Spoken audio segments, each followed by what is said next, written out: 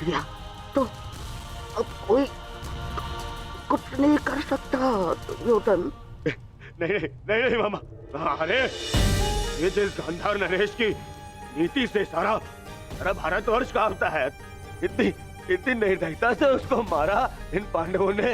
हाँ क्या क्या हाल कर दिया है तुम्हारे और बाकी सबके ऊपर। अत्याचार इन पांडवों ने किया है, उसका प्रतिकार आपका भांजा लेगा मामा। मैं पैसे छोड़ दूंगा मामा। नहीं नहीं दुर्योधन, वास्तविकता तो ये है कि मेरी ये दशा मेरे ही निर्दयी कर्मों का फल है। इस आशा का कारण केवल केवल और केवल मैं स्वयं हूँ। और फिर भी मैं तुम्हें विजयी देखना चाहता हूँ दुर्योधन। तुमने बचपन से मेरी हर बात सुनी और मानी भी, और आज भी तुम्हारे हित के लिए एक बात करना चाहता हूँ तुमसे। बोलो बाबा। दुर्योधन चले जाओ। आपको छोड़ के कहाँ? नहीं नहीं, कहीं नहीं जा रहा। मेरी सलाह मानो दुर्योधन, क्योंकि वो वासुदेव कृष्ण तुम्हें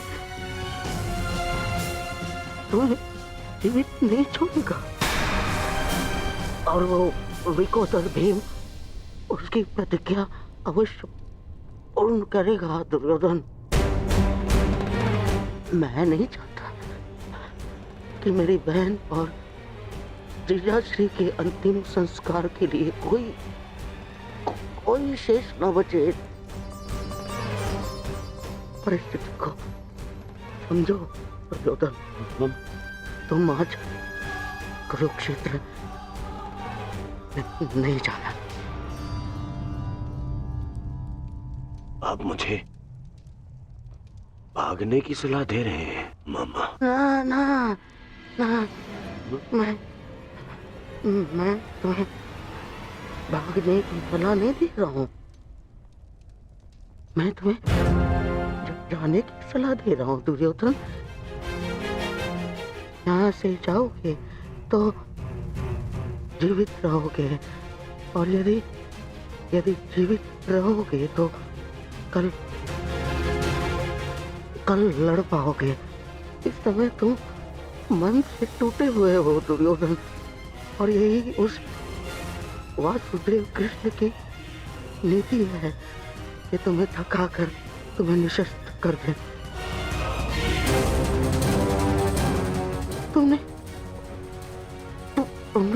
तुमने सोचा नहीं कि कैसे पांडव एक एक करके अलग तुमसे युद्ध कर रहे थे ताकि तुम थक जाओ। ये उस वासुदेव कृष्ण की नीति है तुम्हें परास्त करने की। वो अवश्य कोई चाल चल रहा होगा। यहाँ पास में एक सरोवर है दुर्योधन, उसके तल में एक खो है जहाँ सरलता से छिपा जा सकता है। वहां जाओ,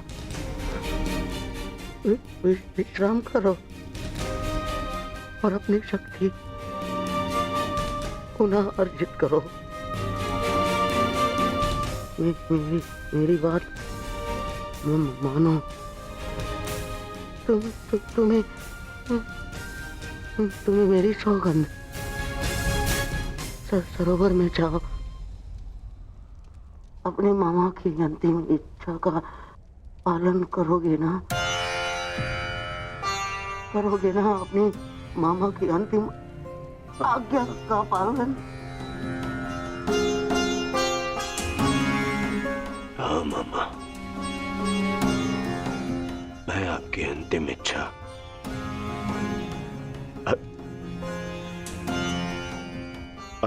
अवश्य पूर्ण करूंगा। मैं जरूर जाऊंगा, परंतु छिपने नहीं मामा, जल साधना के लिए,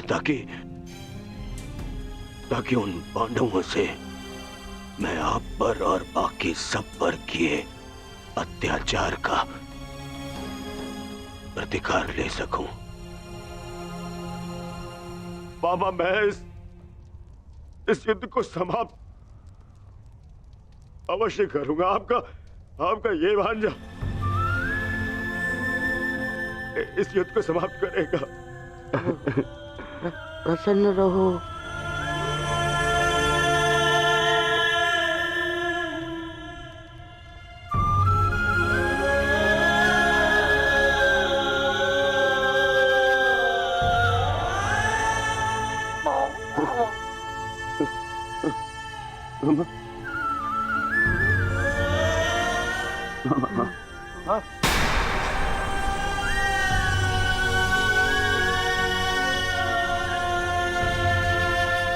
मेरे होने वाले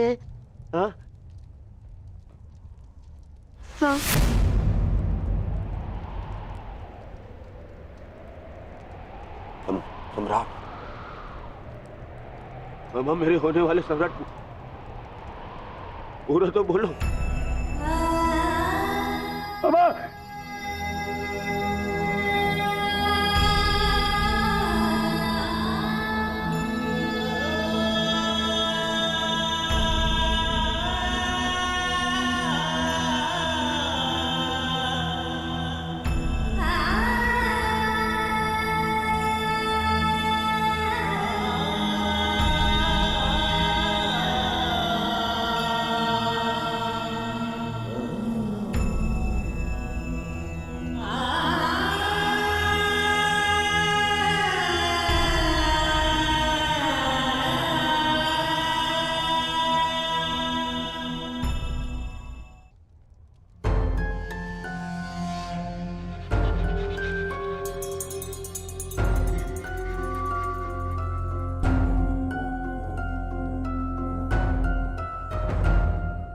हमें बहुत विलंब हो रहा है युधिष्ठिर। दुर्योधन को गए बहुत समय हो गया है। अब दुर्योधन को बाहर बुलाने का समय आ गया है। प्रतीत होता है कि अपने अंत से डर के भाग गया है वो कायर। इसका अर्थ युद्ध समाप्त हुआ। परंतु ज्येष्ठ, मेरी प्रतिज्ञा तो पूर्ण होना भी शेष है।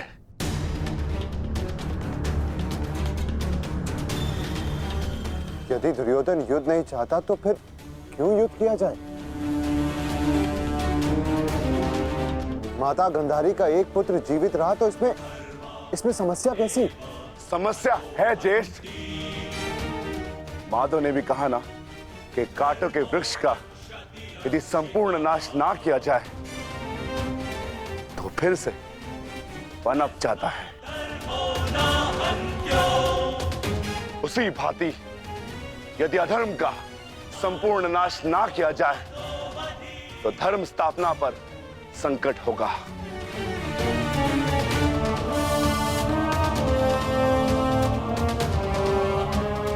आपको हो क्या गया ज्येष्ठ? हमारे साथ हुए अन्याय को इतना शीघ्र मत भूलिए। क्या आप भूल गए पांचाली के अपमान को? क्या आप भूल गए हम सब की प्रतिज्ञाएं?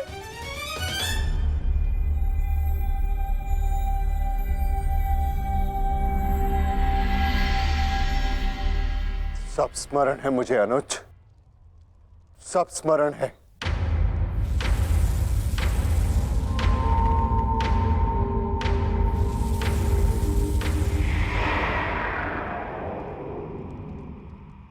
परंतु मुझे तुम्हारी चिंता है। तुम जानते हो दुर्योधन के वश शरीर का कोई तोड़ नहीं, जानते हो ना? इसीलिए उससे द्वंद्व करना व्यर्थ है। माता गांधारी के वरदान ने उसे अजय बना दिया है।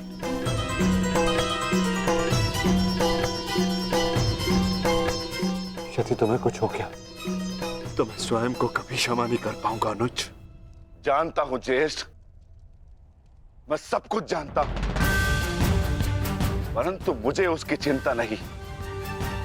धर्म स्थापना पर निकले हैं तो बलिदान देना होगा।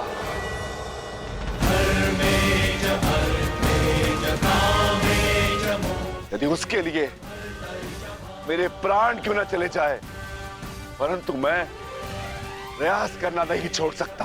परंतु दुर्योधन का वध करोगे कैसे? शेषगढ़ ने माता कुंती को वचन दिया था कि उनके 5 पुत्र जीवित रहेंगे। क्या तुम उनके वचन को झूठा हो जाने दोगे? हाँ?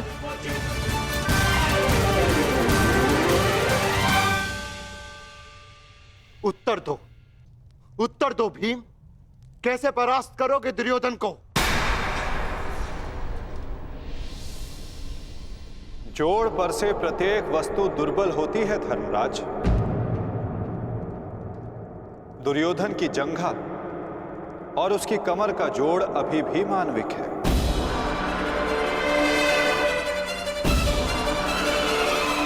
दुर्योधन को वहां से तोड़ा जा सकता है।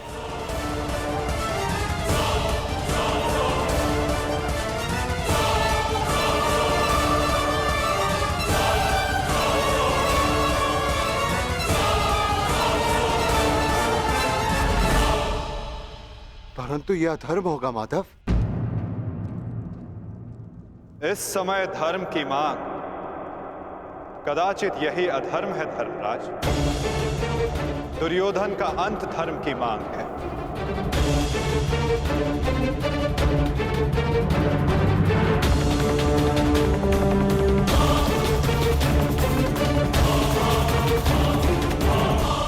कुंती को वचन दिया था कि उनके 5 पुत्र जीवित रहेंगे। क्या तुम उनके वचन को झूठा हो जाने दोगे? हाँ? उत्तर दो भीम, कैसे परास्त करोगे दुर्योधन को? जोड़ पर से प्रत्येक वस्तु दुर्बल होती है धर्मराज। दुर्योधन की जंघा और उसकी कमर का जोड़ अभी भी मानविक है।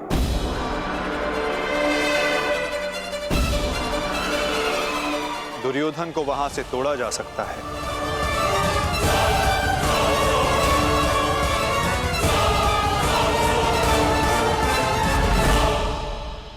परंतु यह अधर्म होगा माधव। इस समय धर्म की मांग, कदाचित यही अधर्म है धर्मराज। दुर्योधन का अंत धर्म की मांग है।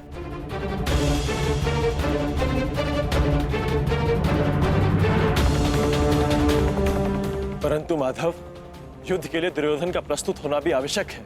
यदि दुर्योधन हम सबके समक्ष प्रस्तुत नहीं होते तो हमें दुर्योधन के समक्ष प्रस्तुत हो जाना चाहिए।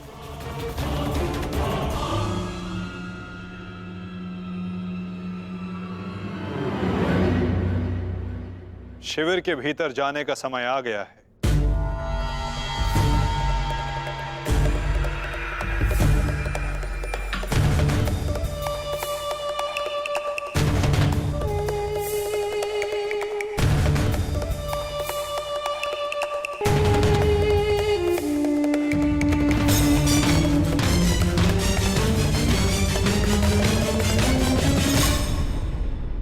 याद तो कोई भी नहीं है। मैं भी दूसरे कक्ष में जाकर देखता हूँ। मैं भी तुम्हारे साथ चलता हूं नकुल। मैं उस ओर देखता हूँ।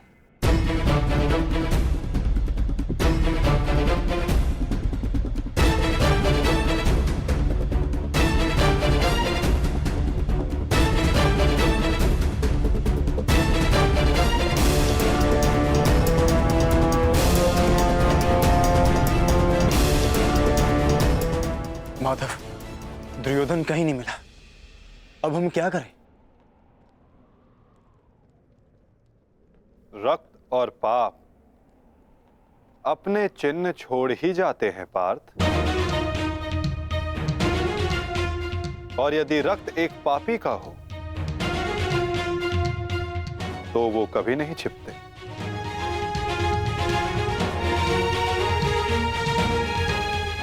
उधर देखो पार्थ।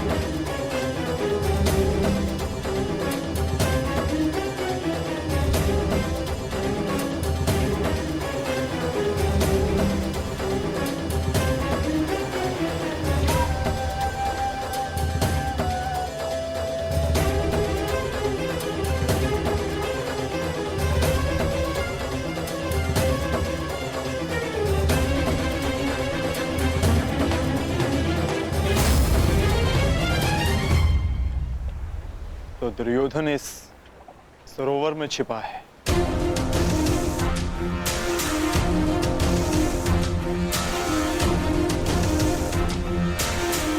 आवाहन दो विकोदर।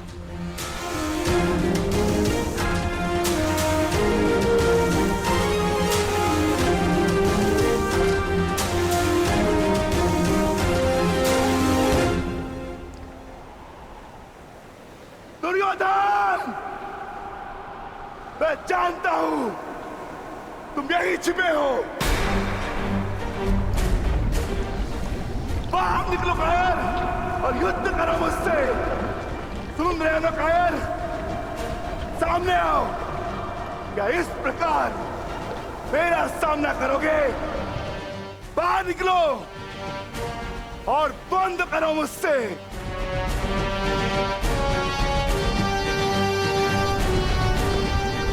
आज तुम्हारे मामा श्री तुम्हारा साथ छोड़कर चले गए और शीघ्र ही मैं तुम्हें उनके पास भेज दूंगा।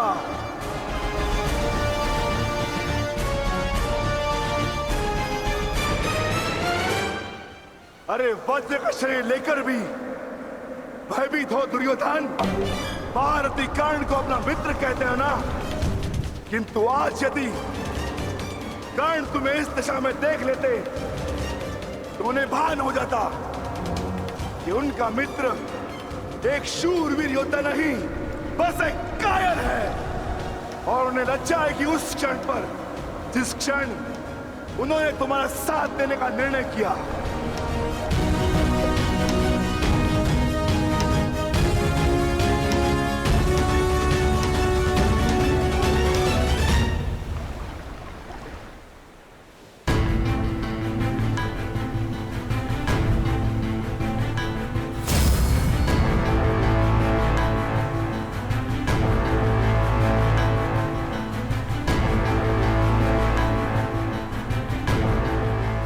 विकोदर,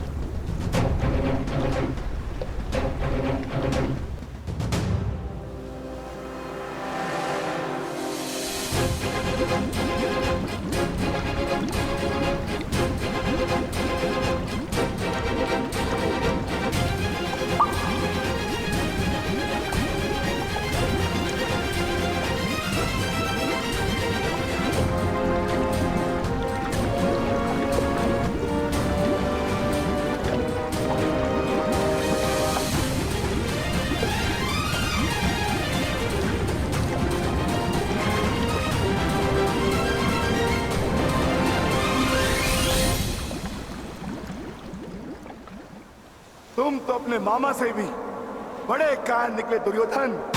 विश्वास नहीं होता कि तुम वही दुर्योधन हो जिसे ज्येष्ठ कर्ण हस्तिनापुर का महाराज बनाना चाहते थे। मेरा चयन बिल्कुल ठीक था। दुर्योधन तुमसे बेहतर राजा होगा।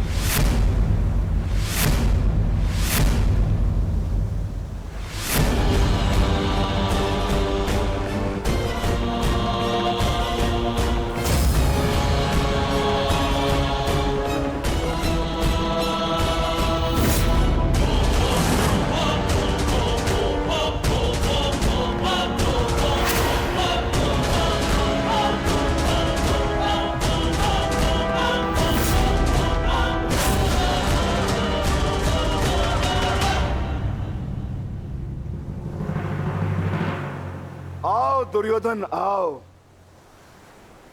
स्वागत है तुम्हारा। एक क्षण के लिए ऐसा लगा कि तुम इसी भांति सदैव छिपे रहोगे। मुझे तुमसे छिपने की आवश्यकता नहीं है भीम, क्योंकि मेरा शरीर वज्र का है। स्मरण है ना, कुछ समय पूर्व क्या दुर्दशा की थी मैंने तुम्हारी? स्मरण है?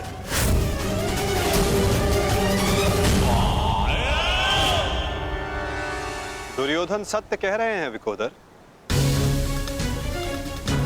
दुर्योधन छिप नहीं रहे थे, वो तो जल साधना में लीन थे। ये तैयारी तो युद्ध से पहले की थी दुर्योधन, है ना?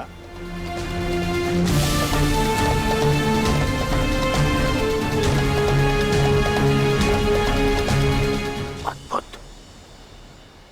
एक बार फिर तुमने मुझे चौंका दिया। हाँ, मैं जल साधना कर रहा था जो मेरे गुरु बलराम ने मुझे सिखाया है।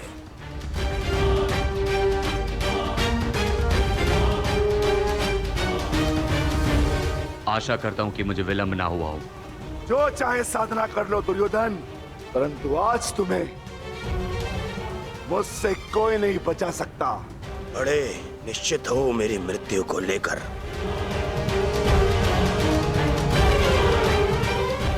आज क्या कोई नया छल लाए हो मेरे लिए? हाँ, कोई छल नहीं होगा, युद्ध करो। उन्हें सोचा नहीं कि कैसे पांडव एक एक करके तुमसे युद्ध कर रहे थे। यही उस वासुदेव कृष्ण की नीति है कि तुम्हें थकाकर तुम्हें निशस्त्र कर दे। ठीक है, युद्ध होगा, परंतु एक बार में एक ही से होगा और उससे होगा जिससे मैं चाहूंगा।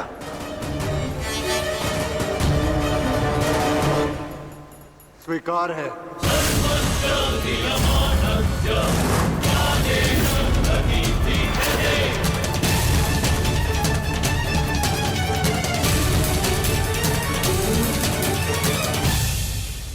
किंतु दुर्योधन, प्रश्न ये उठता है कि तुम युद्ध किससे करोगे?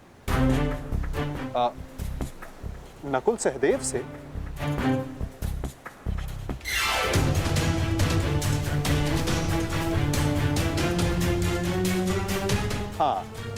उचित है। नकुल तुमसे दुर्बल है, तो उसको परास्त करना तुम्हारे लिए सरल होगा।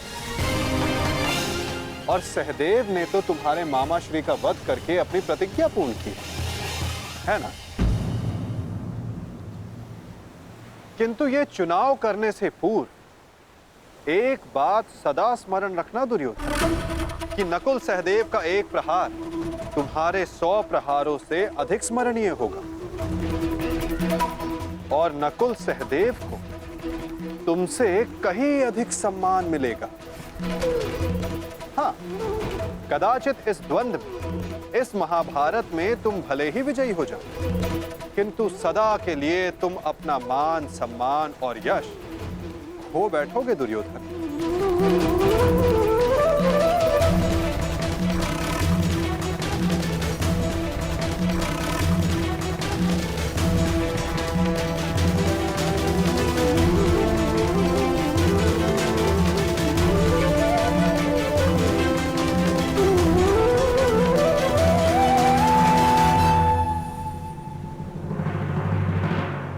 या तुम अर्जुन का चुनाव करोगे, जिसने तुम्हारे मित्र का वध किया, किंतु फिर प्रश्न ये उठता है कि तुम धनुर्युद्ध चुनते हो या गदा युद्ध। यदि तुमने धनुर्युद्ध चुना तो तुम अर्जुन के समक्ष क्षण भर के लिए नहीं टिक पाओगे।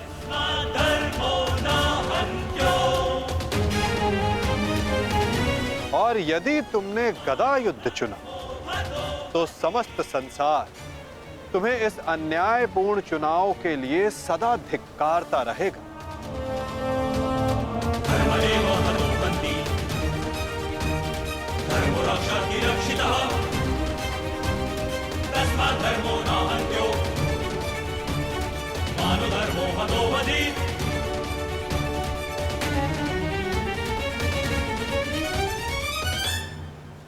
हाँ, युधिष्ठिर को द्वंद्व के लिए ललकारना ये अवश्य बुद्धिमानी हो, क्योंकि यदि राजा को मारोगे तो सेना तो स्वयं परास्त हो जाएगी। किंतु ये बात स्मरण रखना दुर्योधन, यदि तुमने ऐसा किया तो समस्त संसार तुम्हें उस कायर की भांति स्मरण करेगा जिसने स्वयं से निर्बल को परास्त करने का विकल्प चुना।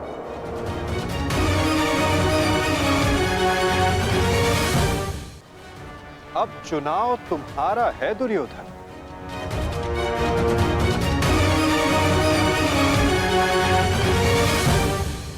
नहीं चलिए,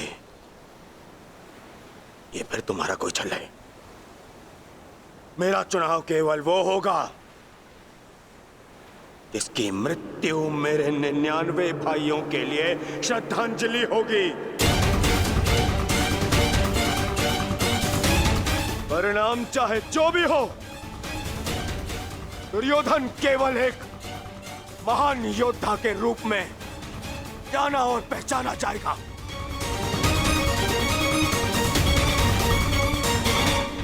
मैं दुर्योधन द्वंद्व के लिए भीम को चुनता हूं।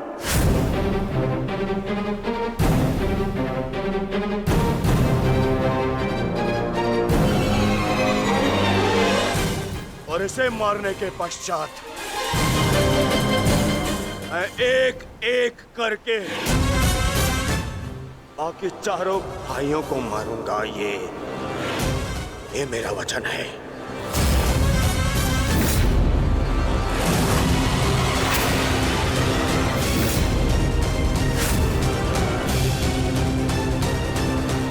तो प्रतीक्षा किस बात की है दुर्योधन? अब समय ही बताएगा कि तुम मुझे मारकर अपने 99 भाइयों को श्रद्धांजलि दोगे या मैं तुम्हें उनके पास पहुंचा दूंगा।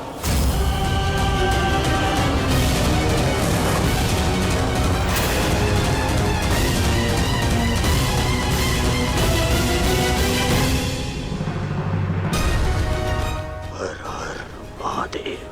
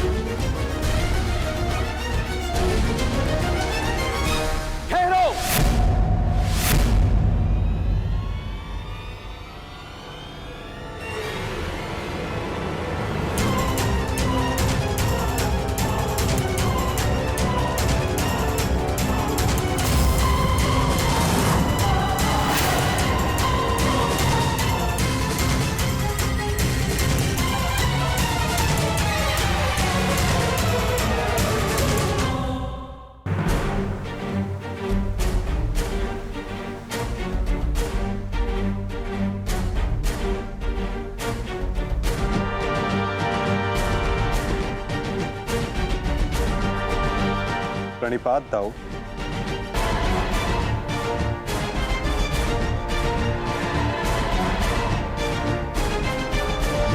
प्रणिपात गुरुदेव।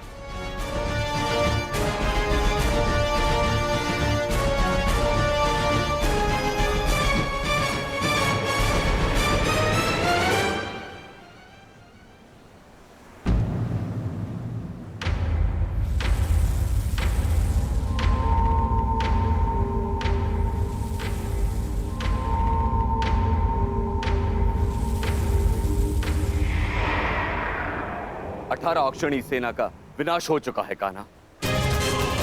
आर्यव्रत के सभी महारथी काल के गाल में समा चुके हैं। अब और कितनी आहुति दी जाएगी इस युद्ध में कान्हा? उत्तर दो। बंद करो ये विनाश, बंद करो ये महाभारत अब।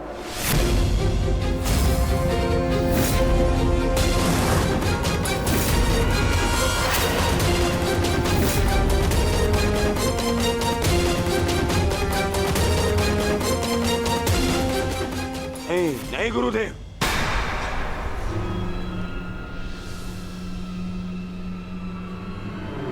मैं इतना कुछ खो चुका हूं कि अब जब तक मेरा प्रतिशोध पूर्ण ना हो जाए ये युद्ध समाप्त नहीं हो सकता। और ना ही मैं अपनी प्रतिज्ञा पूर्ण होने से पूर्व इस युद्ध को समाप्त होने दूंगा।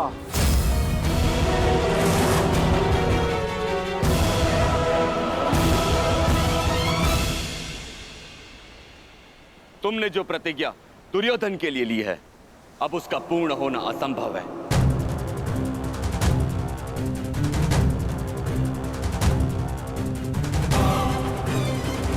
क्योंकि गदा युद्ध में कमर से नीचे प्रहार करना नियम के विरुद्ध है। और तुमने प्रतिज्ञा ली है दुर्योधन की जंगा तोड़ने की।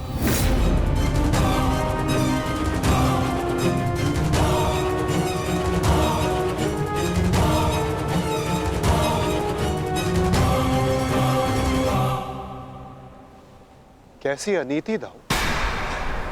महामहिम भीष्म के बाणों की शैया पर जाने के पश्चात इस युद्ध में कोई नीति शेष नहीं रही दाऊ। और फिर आपने तो स्वयं को इस युद्ध से विमुख रखा था ना। आप इस युद्ध में भाग नहीं ले सकते दाऊ।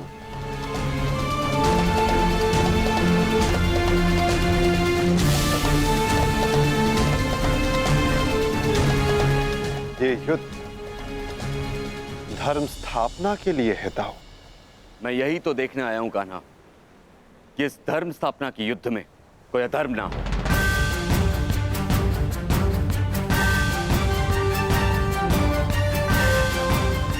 निश्चित रूप से मैं इस युद्ध में सम्मिलित नहीं होऊंगा, परंतु शरणागत की पुकार सुनना मेरा धर्म है। मैं नहीं चाहता कि कल को संसार ये कहे कि यदुवंश के कान्हा के होते हुए अधर्म हुआ।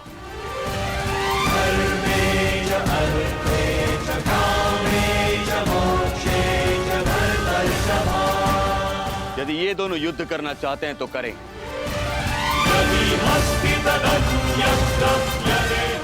इस युद्ध का निर्णायक मैं बनूंगा।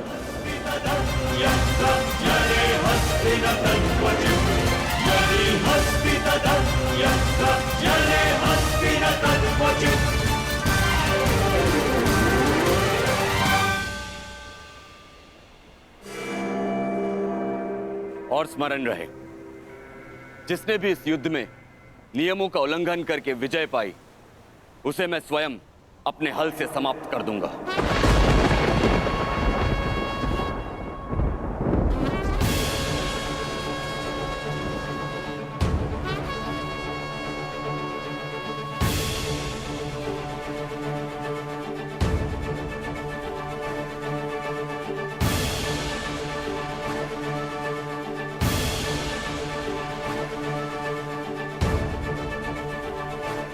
नियम वही होंगे जो गदा युद्ध में लागू होते हैं।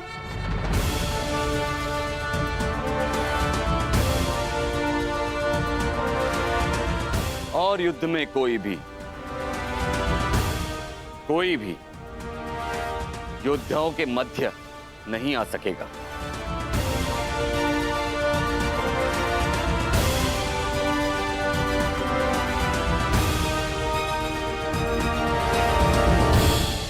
इस द्वंद्व का विजेता इस युद्ध का विजेता माना जाएगा।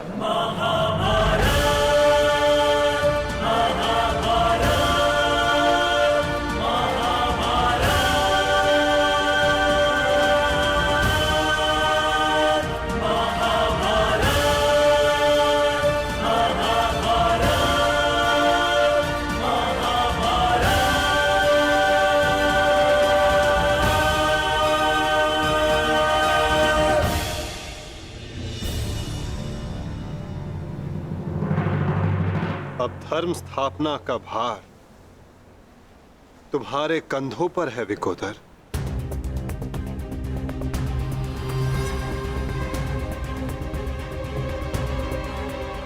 यदि मेरे कंधों पर कोई भार है तो केवल मेरी प्रतिज्ञा का, जिसे मैं अवश्य पूर्ण करूंगा।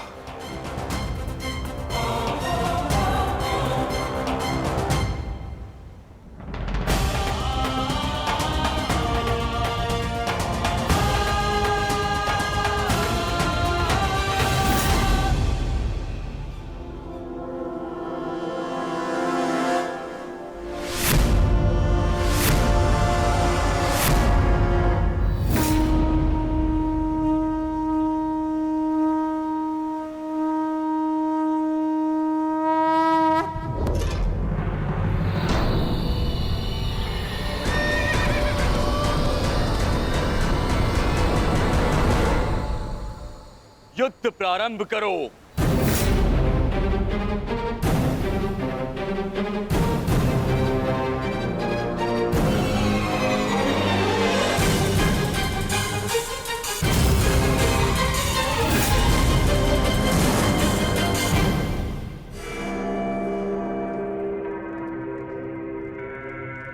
अब विजय और पराजय इस द्वंद्व पर निर्भर करेगी महाराज।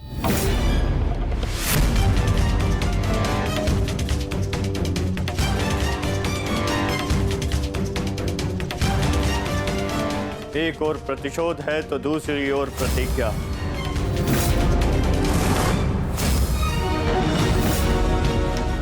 गुरुकुल के दो सर्वश्रेष्ठ गदाधारी आज एक दूसरे के विरुद्ध खड़े हैं महाराज, और महाबली बलराम निर्णायक है महाराज।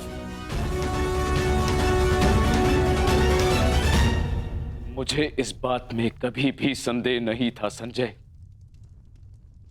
कि मेरा पुत्र भीम से श्रेष्ठ गदाधारी है। मुझे पूर्ण विश्वास है कि मेरा पुत्र भीम को अवश्य परास्त करेगा।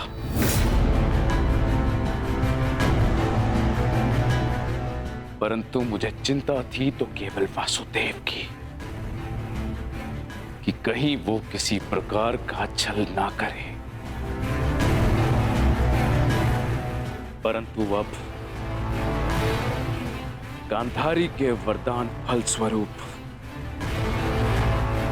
न भीम दुर्योधन का कुछ बिगाड़ पाएगा, और हलधर बलराम के मध्य में उपस्थित होने के कारण वासुदेव भी हमारे पुत्र के साथ कोई छल नहीं कर पाएंगे।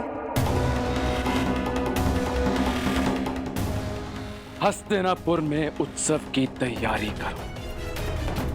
मेरा पुत्र इस संसार का सबसे बड़ा युद्ध जीत कर आने वाला है। हाँ, तैयारी करो।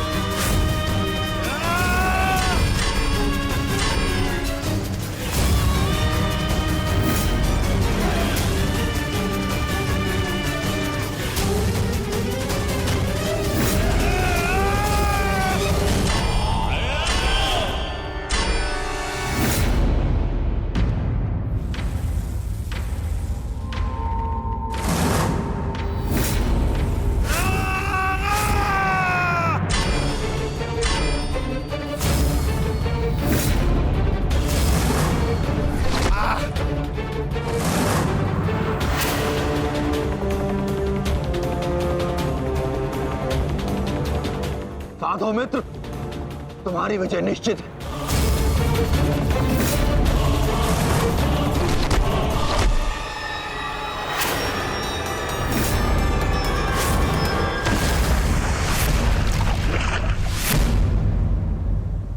माधव, यदि ऐसा ही चलता रहा तो भीम दुर्योधन के आगे अधिक समय तक टिक नहीं पाएगा। ये द्वंद्व पूर्ण रूप से दुर्योधन के पक्ष में है।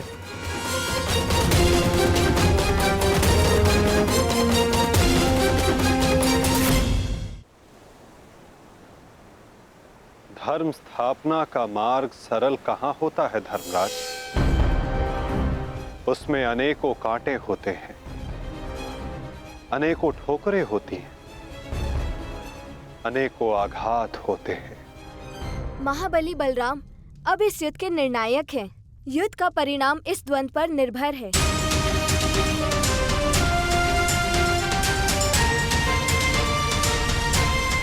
माधव, आप क्या यूं ही देखते रहेंगे?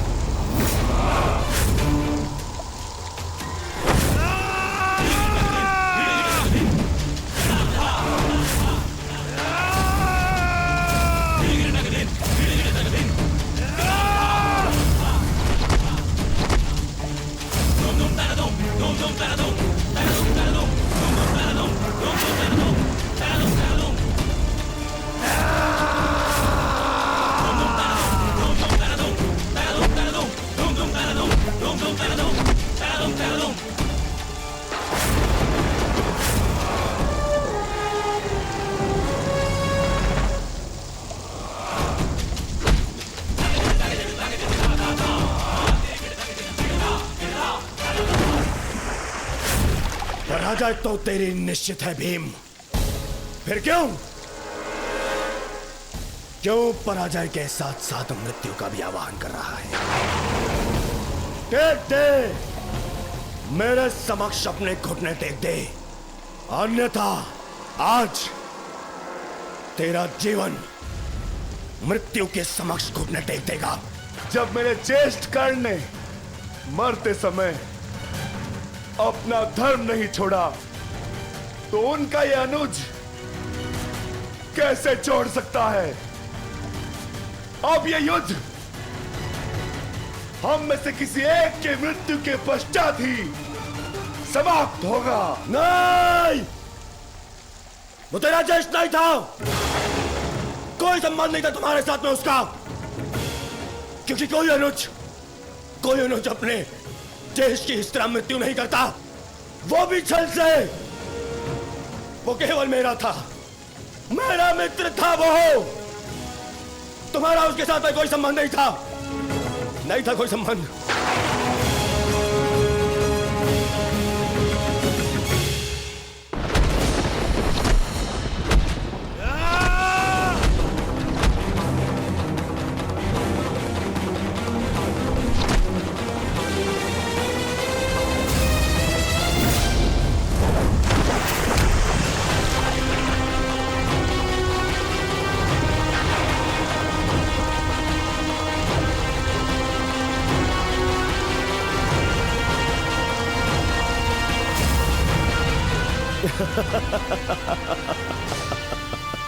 क्यों पांडवों, आनंद आ रहा है? अपने अनुज को ऐसे देखकर आनंद आ रहा है?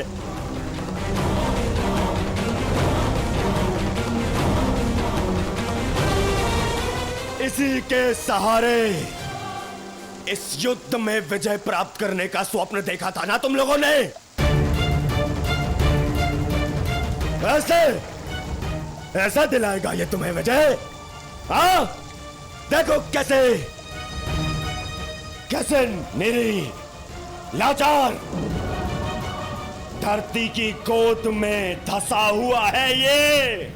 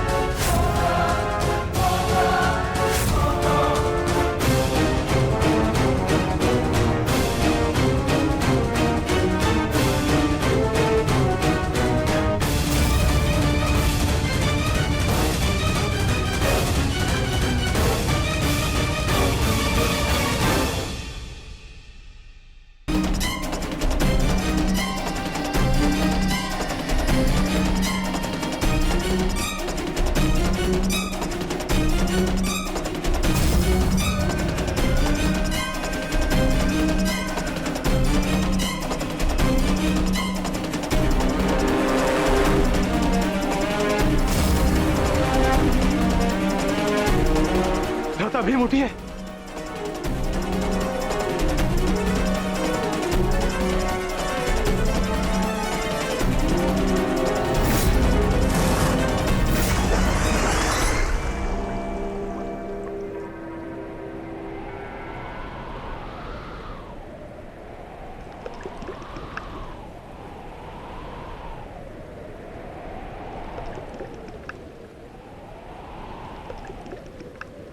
उठिए भ्राता भीम, उठिए भ्राता भीम, उठिए भ्राता भीम।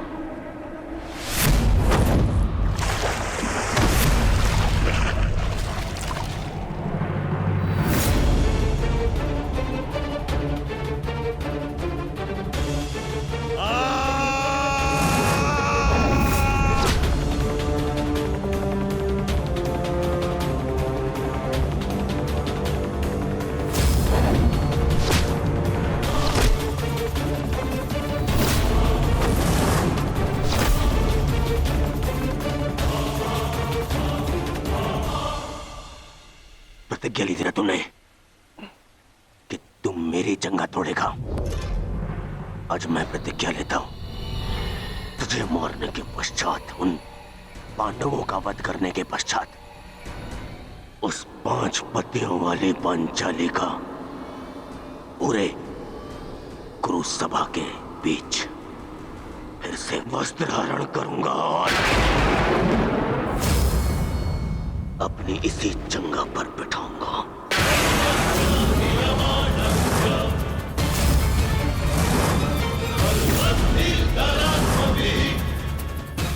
ये श्रद्धांजलि है मेरे 99 भाइयों के लिए।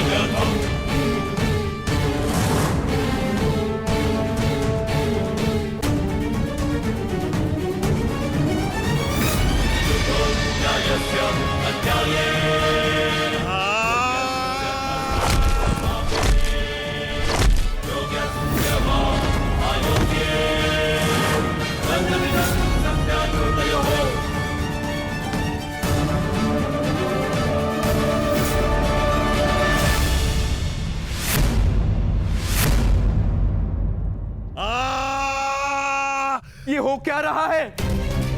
स्वयं महाबली बलराम के होते हुए इस प्रकार नियम का उल्लंघन कैसे हो सकता है?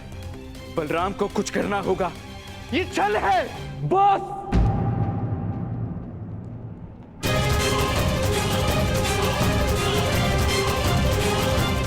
नियम भंग हुआ है।